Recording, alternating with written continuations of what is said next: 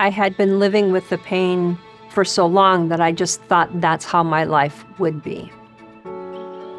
I celebrated that I had the energy to walk from my front door to the mailbox, and then to the end of the neighbor's driveway, then to the end of the block.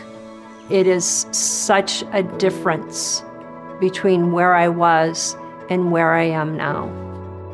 I put in a garden, and the ability to hoe the garden and bend and twist and plant and not fall over. There are no words for the joy of that. Because I am healthier, I have better stamina, I am paying attention to what goes into my body, the foods that I eat, and I'm exercising, I'm able to show up for people. It's changed my life.